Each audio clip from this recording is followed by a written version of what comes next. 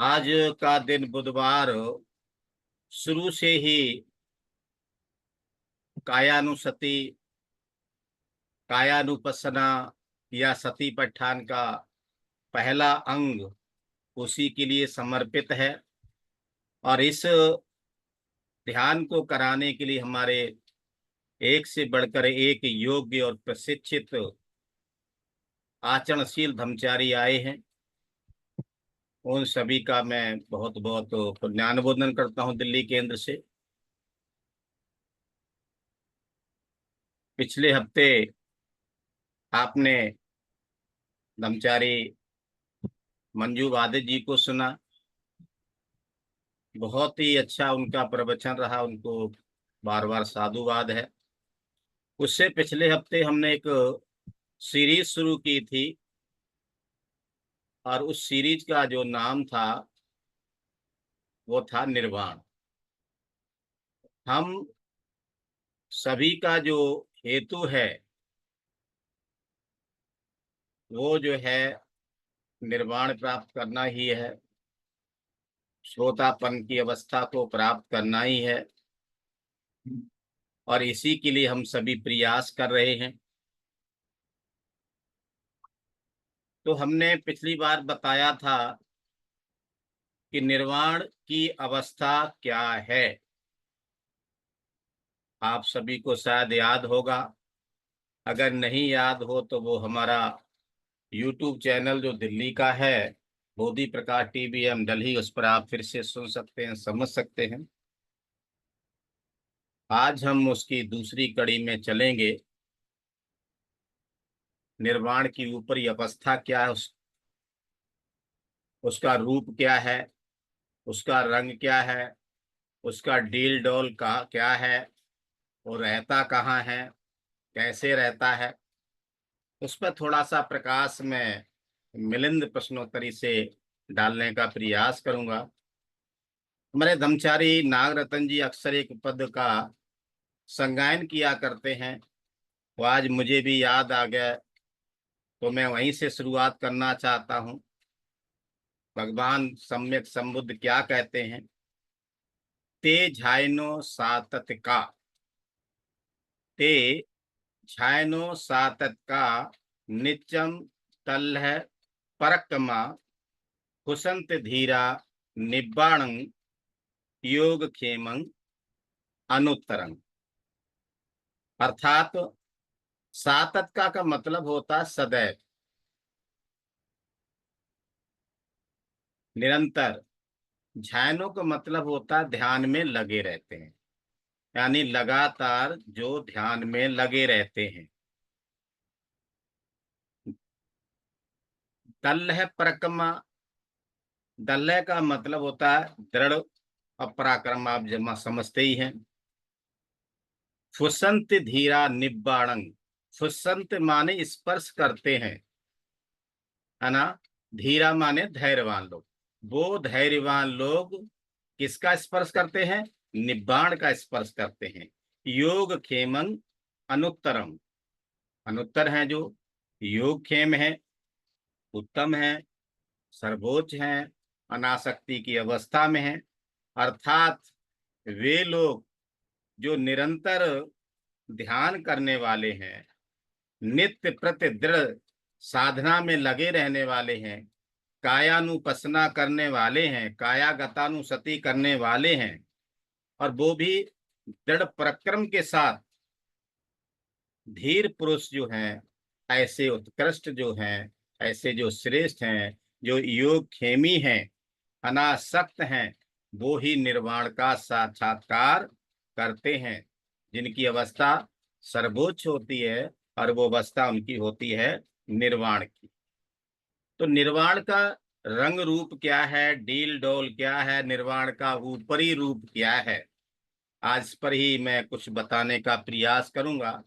जैसा कि मैंने पहले ही बताया था, ये राजा मिलिंद है और बनते नागसेन की कहानी है, ये प्रश्नोत्तरी है। तो राजा मिलिंद बनते नागसेन के पास जाता है और कहता, बनते नागसेन, आप जो इतना निर्वाण निर्वाण निर्वाण करते रहते हैं, ये है क्या? इसका रंग रूप क्या है? डील डोल क्या है? कोई उदाहरण दे करके, कोई उपमा दे करके समझाएं, तर्क दे करके बताएं, उसका कारण भी बताएं। क्या आप मुझे उदाहरण दे करके, उपमा दे करके, तर्क दे करके, क्या आप मुझे समझा सकते हैं कैसा डील डोल है? निर्वाण का रूप क्या है? उसका रंग क्या है? स्थान क्या है? काल क्या है? तो बनते नागसेन कहते, महाराज, निर्वाण में ऐसी कोई भी बात नहीं है। उपमाएं दिखाएं, व्याख्या करें, तर्क दें, कारण सहित बताएं कि निर्वाण का रूप क्या, स्थान क्या है, काल क्या है, डील डोल क्या है, ये नहीं दिखाए जा सकते। मुझे यहाँ पर एक बात याद आ रही है, कई बार मैं पहले ही भी बता चुका हूं। एक बार किसी ने मेरे कल्याण मित्र आचार्य बोधि सागर जी से पूछा, ब्रह्मचारी बोधि सागर से पूछा कि कैसे हम पता करेंगे कि ये श्रोतापन्न है या इसने निर्वाण को प्राप्त कर लिया है। तो सीधा सा उत्तर था उनका, मैं अभी नहीं बता सकता। मैंने सकृतागामी की अवस्था को प्राप्त नहीं किया है, मैं निर्वाण को प्राप्त नहीं किया। जब मैंने स्वयं निर्वाण को अभी प्राप्त नहीं किया, उसका रस क्या है, उसका रूप क्या, उसका रंग क्या, उसका स्थान क्या, उसका डील डोल क्या है, मैं आपको नहीं समझा सकता। और ये सच है। उसको हम किसी दायरे में नाप नहीं सकते। उसका कोई रूप नहीं होता, उसका कोई रंग नहीं होता, उसको काल नहीं होता, उसका कोई डील डोल नहीं होता है। तो राजा मिलन कहने लगा, भंते नागसेन, मैं ये नहीं मानता कि निर्वाण वर्तमान में तो है, किंतु उसके रूप, स्थान, काल या डील डोल के बारे में न उपमाएं हो, न व्याख्या हो,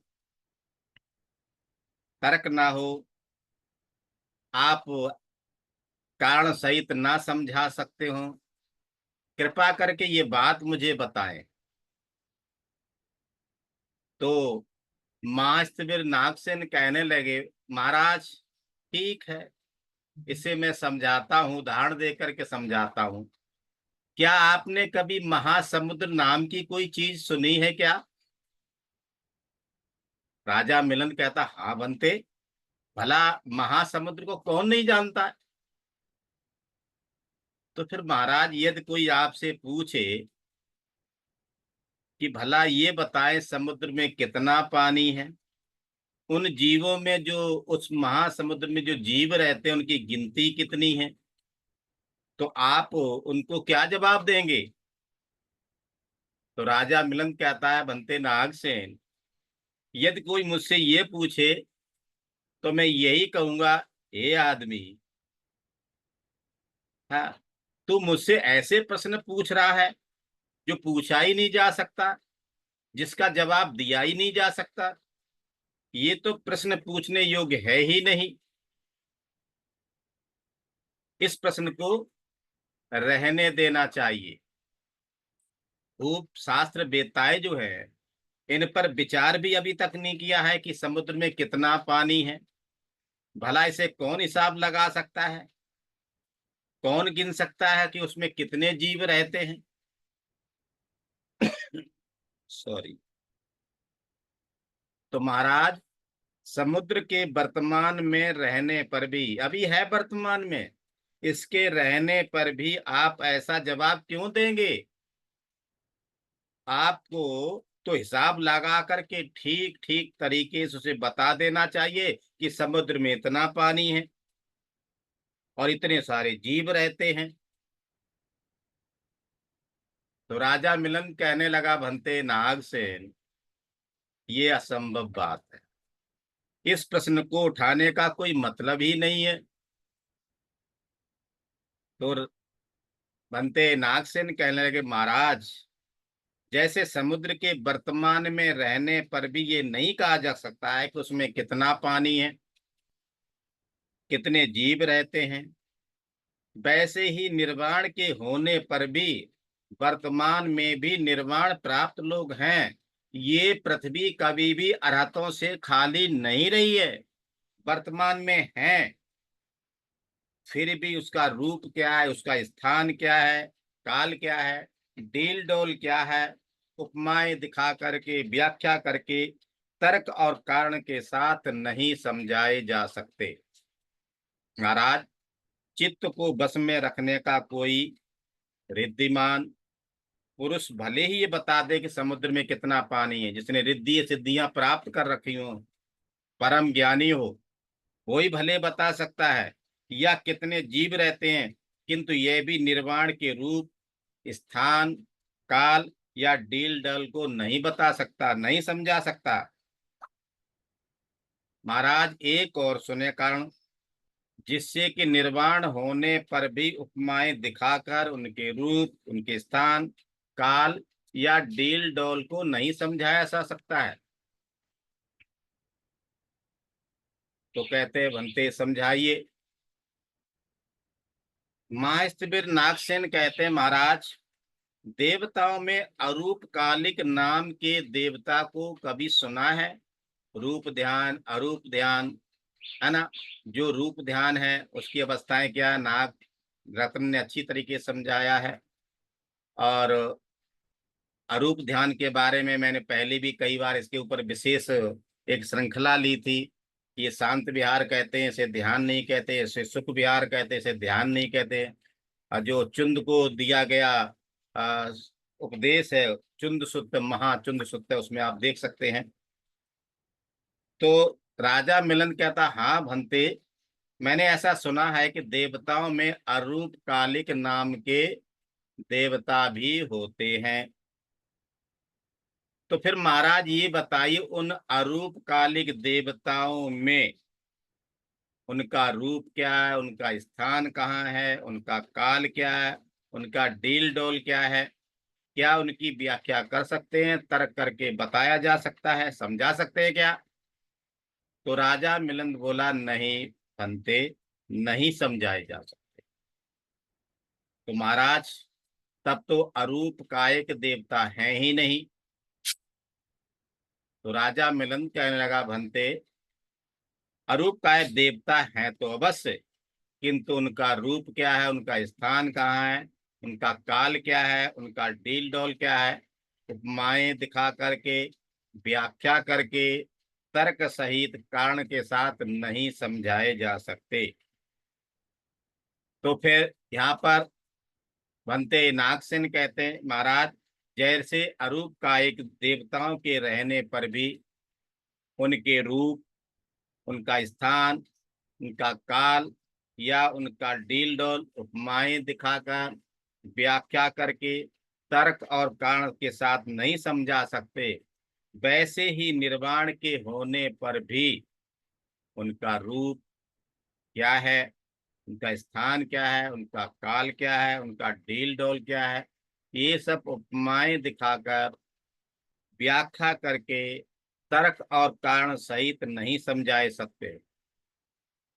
इस पर राजा मिलन कहता है, भंते नागसेन, खैर मैं मान लेता हूं कि निर्वाण में सुख ही सुख है, और उसके रूप, स्थान, काल या डील डोल उपमाएं दिखा करके, व्याख्या करके, तर्क और कारण सहित नहीं समझा सकते।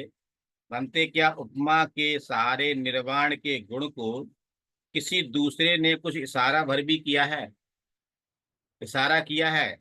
आपने सुना होगा भगवान बुद्ध ने कई बार लोगों के बारे में बताया है कि वो श्रोतापन्न है, उसने निर्वाण प्राप्त कर लिया है, वो अरहत हो गया है। कोई इशारा है क्या? इस पर जो है उसका पूछता है राजा मिलन। तो फिर इस पर बनते नागसेन कहते, महाराज निर्वाण का रूप तो है ही नहीं, किंतु उपमा के सारे थोड़ा बहुत उसकी ओर इशारा किया जा सकता है कि वह कैसा है। तो राजा मिलन कहने लगा, ठीक है बनते, निर्वाण कैसा है इसका कुछ इशारा तो मिल ही जाएगा। जल्दी कहें, अपने मंद, शीतल एवं मधुर रूपी मारुत से मेरे हृदय की उत्सुकता रूपी जलन को मिटा दें। मारुत कहते हैं हवा को, ठंडी ठंडी हवा से मेरी जो जलन है ना, उसको मिटा दें। तो इस पर इशारा करते हुए हैं, क्या कहते हैं बनते नागसेन, कि कमल का एक गुण होता है। क्या होता? पानी के दो गुण होते हैं जो निर्वाण में मिलते हैं। दवाई के तीन गुण होते हैं जो दवाई में मिलते हैं। समुद्र के चार गुण होते हैं जो निर्वाण में मिलते हैं। भोजन में पांच गुण होते हैं। आकाश में 10 गुण होते हैं। मणि रत्न के तीन गुण होते हैं। लाल चंदन के तीन गुण होते हैं। घी मट्ठे के तीन गुण मिलते हैं। और पहाड़ की चोटी के पांच गुण मिलते हैं। किससे मिलते हैं? निर्वाण से। तो इस पर राजा मिलन कहता, भंते जरा और हमें व्याख्या करके बताएं। इस पर भंते नागसेन कहते हैं, महाराज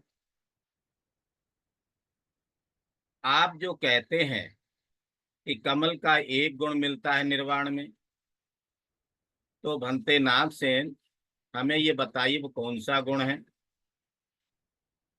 तो राजा मिलिंद को भंते नागसेन समझाते हैं, आप सभी जानते हैं कि कमल कहाँ खिलता है? कीचड़ में, पानी में। पानी में ही जन्म लेता है, लेकिन आपने देखा होगा पानी उसको छू भी नहीं पाता। आपने देखा होगा, अगर नहीं देखा हो तो फिर से देखिएगा।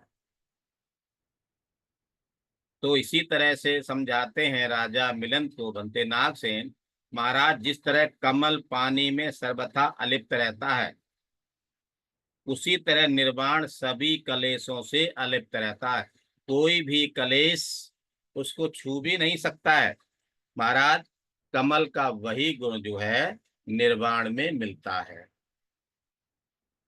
तो राजा मिलन कह रहा, बनते नागसेन पानी के आपने दो गुण बताए हैं जो निर्वाण से मिलते हैं, वो कौन से हैं? तो बनते नागसेन कहते हैं, महाराज जैसे पानी शीतल होता है और गर्मी को दूर करता है, वैसे ही निर्वाण भी शीतल है जो सभी कलेशों की गर्मी को बुझा देता है।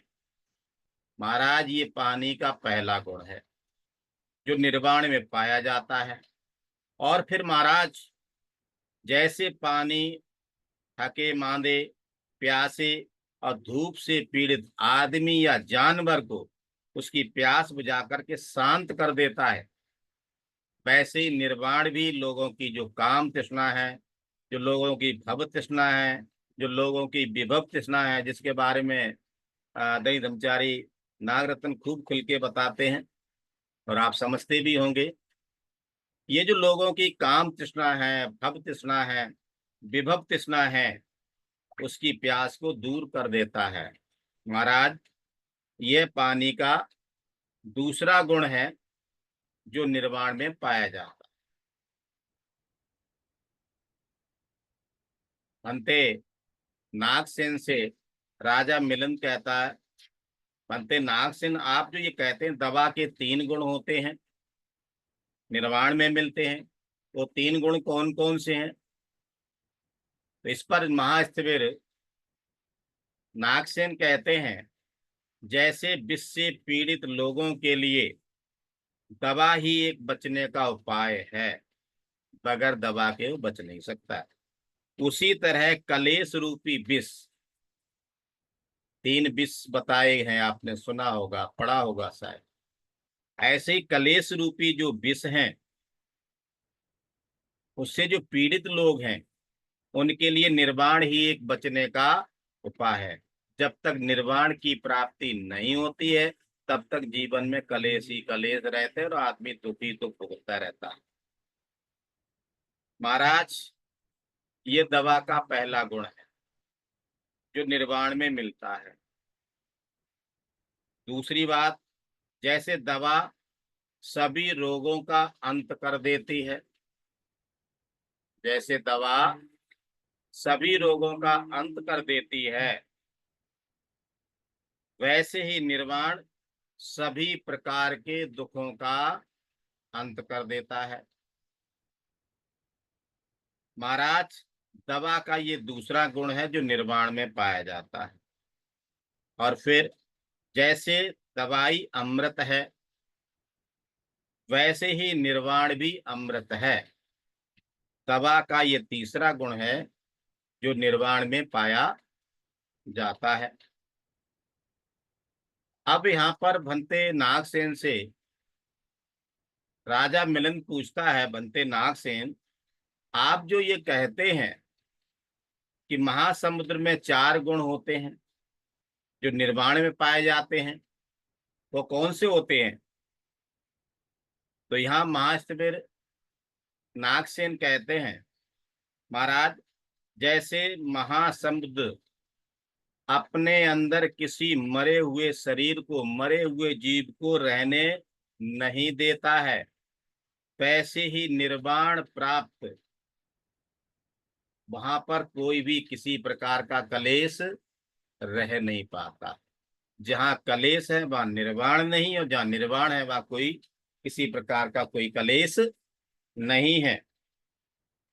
महाराज, महासमुद्र का ये पहला गुण होता है। और आगे कहते हैं, महाराज,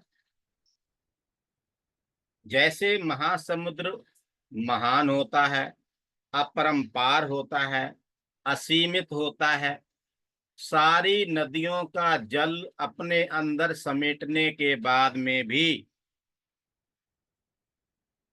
सारी नदियां उसमें जाकर के गिरती हैं, फिर भी महासमुद्र के जो किनारे हैं कभी ज्यादा बढ़ते नहीं है, वो भरता नहीं है। वैसे ही निर्वाण भी महान होता है, अपरंपार होता है, उसके बारे में वर्णन करना बड़ा मुश्किल है। सभी जीवों को के आने से भी हर नहीं सकता। महाराज, महासमुद्र का ये दूसरा गुण है जो निर्वाण में मिलता है। और फिर महाराज, जैसे महासमुद्र में बड़े बड़े विशाल काय जीव रहते हैं, सूक्ष्म से सूक्ष्म रहते हैं, तो विशाल से विशाल जीव रहते हैं, वैसे ही महाराज निर्वाण में भी बड़े बड़े क्षीणाश्रव, शुद्ध, वली और आत्म संयमी अरहत रहते हैं। महाराज, महासमुद्र का ये तीसरा गुण है जो निर्वाण में मिलता है।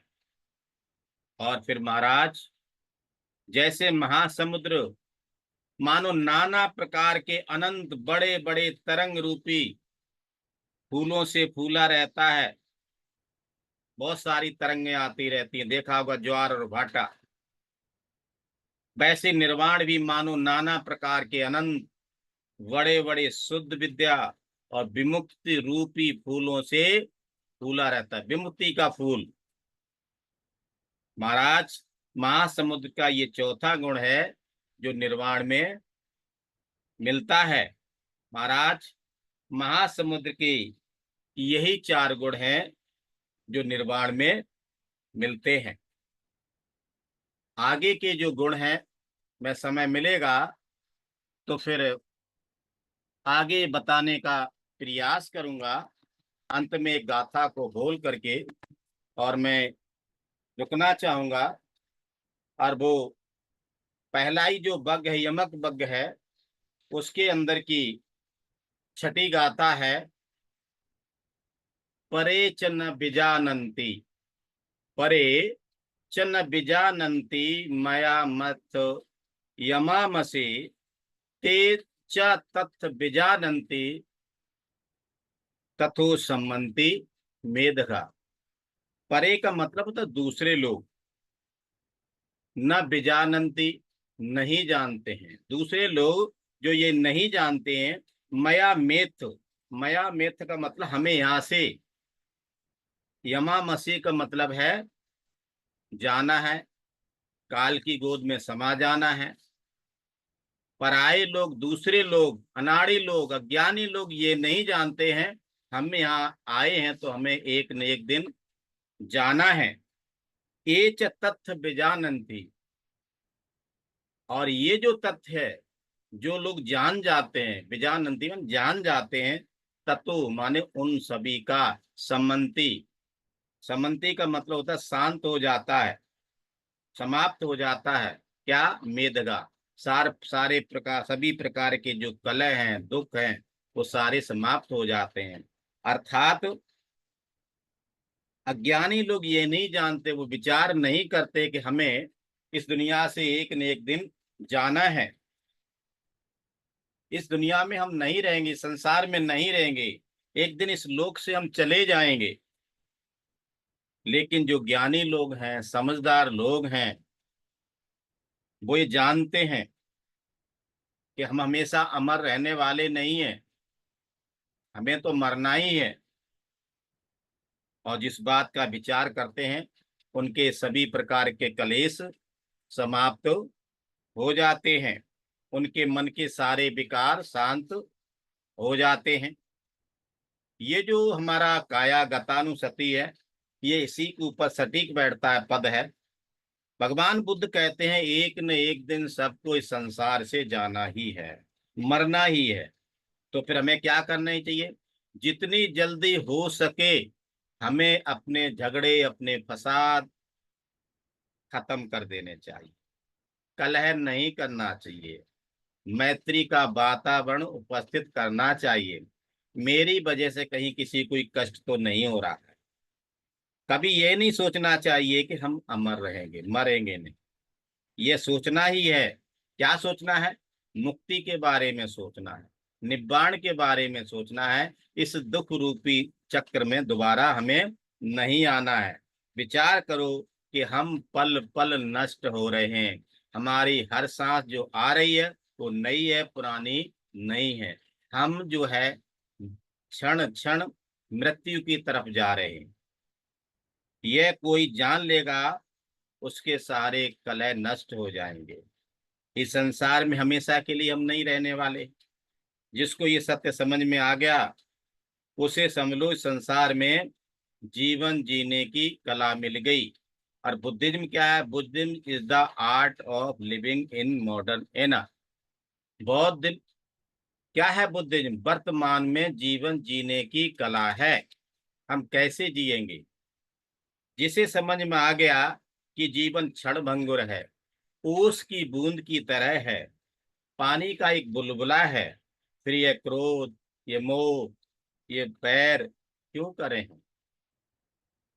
किसी का दिल क्यों दुखाएं हम? अन्याय, अत्याचार, शोषण क्यों करें हम? लेकिन कई लोग जीवन में ऐसी दुश्मनी की गांठें बांध लेते हैं, या सुख सुविधाओं के नशे में ऐसे डूबे रहते हैं, तो उन्हें ऐसा लगता है कि हाँ हमेशा के लिए उन्हें रहना है। संसार में ऐसे भी व्यक्ति होते हैं जो घृणा और बैर के भावों से भरे होते हैं, जो अपनी संतान या अनुयायियों से कहकर चले जाते हैं मरने से पहले कि उसके न रहने पर भी शत्रु से बदला लेना, शत्रु को चैन से मत जीने देना। ऐसे लोगों के कलह कभी शांत नहीं होते। हालांकि चेतन मन से लोगों को ये मालूम है कि संसार से एक दिन तो जाना ही है, लेकिन इस पर गहराई से चिंतन मनन कर जीवन नहीं जीते हैं। जब किसी निकट परिजन, मित्र आदि की जो मृत्यु हो जाती है, या कभी शमशान घाट में जाते हैं किसी के साथ, और वहां जब बैठते हैं, तब उसका एहसास होता है कि वाकई एक दिन तो मेरा भी नंबर आ ही जाएगा। और वहां पर हंसी मजाक में कह देते हैं भाई तुम्हारी तो बुकिंग हो गई, कब आ रहे हो? मजे मजे में, मजाक में कहते भी हैं तुम्हारी एडवांस बुकिंग हो गई है। तो हमें ये ध्यान रखना है, कुछ समय बाद सांसारिक दुखों के बीच में हुए फिर भूल जाता है, घर आते फिर भूल जाते हैं। फिर ध्यान साधना, चिंतन, मनन, अध्ययन, उसे संसार के सत्य का पता लगता है। तो क्या होता है, वो मन के विकारों को दूर करने की कोशिश करता है। फिर इसे जब याद आती है तो ध्यान भी करते हैं, चिंतन मनन करते हैं, लोगों से मिलते हैं, संपर्क करते हैं। उन्हें जब ये पता चल जाता है हमारे मन को, विकारों को दूर करना ही जरूरी है। तथागत सम्यक संबुद्ध कहते हैं, व्यक्ति पद प्रतिष्ठा, धन, जवानी, रूप, वर्ण, परिवार, सत्ता, सम्मान आदि पाकर उसी में रमने लग जाता है, जिसको भौतिक सुख कहते हैं। इस जाल में फंसे हुए व्यक्ति को यह विचार करने की फुर्सत ही नहीं होती है कि उसे एक दिन संसार से हमेशा के लिए जाना है। इसलिए वह राग, द्वेष, मोह, घृणा, जलन, मत्सरी, कंजूसपन, इसी सब के जाल में उलझा रहता है। इसके विपरीत जिन विवेकशील ज्ञानी लोगों को हर क्षण ये याद रहता है कि संसार एक दिन तो जाना ही है, उनके मन के विकार दूर हो जाते हैं। वो प्रयास करता, अपने मन के मैल को धोने का प्रयास करता है, उसके जो कलह है वो शांत हो जाते हैं धीरे धीरे। ऐसे व्यक्ति के मन में दूसरे व्यक्ति के प्रति द्वेष और मोह नहीं होगा। वह सभी से मैत्री भाव रखा, अब वो भी अनासक्त भाव से। वह विनम्र हो जाएगा, सहज हो जाता है, सरल हो जाता है। उसका जो स्वभाव बहुत ही, है ना, मृदु, रिजु हो जाता है। वह अपने शत्रु से भी मैत्री भाव रखता है। वह सुख शांति का जीवन जीता है और दूसरों के लिए भी सुख से जीवन जीने की प्रेरणा देता है। काया गतानुसति का यही आशय है कि एक न एक दिन तो हमें इस दुनिया से जाना ही है। तो हमें क्या करना है, अपने अंदर के बाहर के अंगों को देखना है और ये देखना है कि ये अंग अनित्य हैं, परिवर्तन इनमें हो रहा है। ये शरीर का जो निर्माण हुआ है वो किधर जा रहा है, पल पल मृत्यु की तरफ जा रहा है। ये शरीर नश्वर है, नष्ट हो जाने वाला है। तो फिर इस शरीर के प्रति आसक्ति कैसी, तृष्णा कैसी। पिछली बार मैंने बताया था, एक भजन मैंने सुना था, उसकी दो लाइनें, एक लाइन याद थी कि मन की तरंग मार ले बस हो गया भजन, मन की तरंग मार ले बस हो गया भजन, आदत बुरी सुधार ले बस हो गया भजन, अपनी तृष्णा को मार दे बस हो गया भजन। मन की तरंग को मार दे बस हो गया भजन। हमें ये समझना है ये शरीर नश्वर है, जाना है।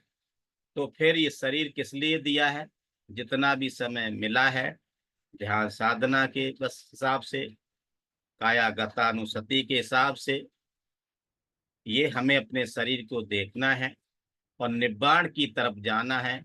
निब्बाण का रूप क्या है, उसका रंग क्या है, उसका वर्ण क्या है, उसका डील डोल क्या है, हमें अपने चिंतन से समझना है। तो बहुत बहुत धन्यवाद, आप सभी ने मुझे सुन लिया। धम्म मित्र भीम सिंह जी ने मुझे ये संधि दी है, दिल्ली केंद्र ने मुझे मौका दिया है, आप सभी ने सुना है। तो आप सभी का मैं मन की गहराइयों से बार बार साधुवाद करता हूँ, यहीं रुकता हूँ। सभी को मेरा मैत्रीपूर्ण जय भीम, नमो बुद्धाय।